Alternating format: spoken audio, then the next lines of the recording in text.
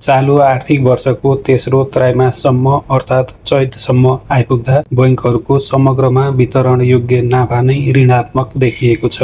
20 वटा वाणिज्य बैंकहरूको उक्त नाफा समग्रमा 1 अर्ब 67 करोड रुपैयाँ ऋणात्मक छ।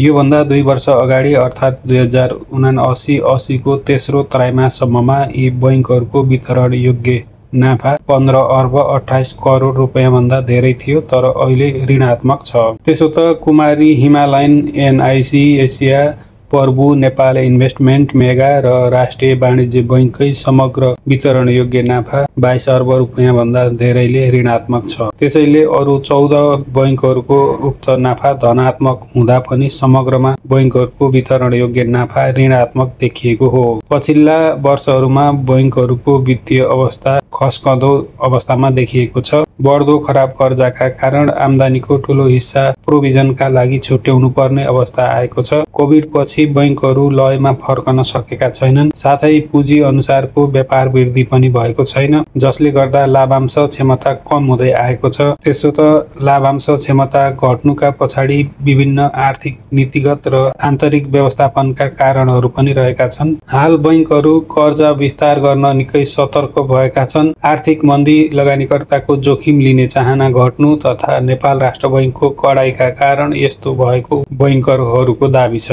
जब बैंकहरूले नयाँ कर्जा कम दिन्छन् तब ब्याज आम्दानी घट्छ र त्यसले नाफामा प्रत्यक्ष प्रभाव पार्छ। त्यसमाथि पुरानै ऋणको सामा ब्याज उठाउनलाई समेत अहिले बैंकहरूलाई हम्मे परेको छ। त्यसमाथि मन्दीको बेला बैंकहरूले खासै कर्जा विस्तार गरेका छैनन्। त्यसैगरी नेपालका अधिकांश बैंकहरूले विगतमा उच्च अनुपातमा बोनस सेयर वितरण गरे। यसले बैंकहरूको चुक्ता पुँजी वृद्धि गराएको छ, तर आम्दानी सोही अनुपातमा नबढ्दा प्रति सेयर आम्दानी र वितरण योग्य नाफा दुवैमा दबाव परेको हो। यता ठूला बैंकहरू मर्जरमा गएर पनि राम्रो वित्तीय रिपोर्ट सार्वजनिक गरेका छैनन्। अहिले मर्जरमा गएका बैंकहरूकै रिटर्न अर्निङ बढी ऋणात्मक छ। खराब कर्जा घटाउन नसक्दा यस्तो देखिएको छ।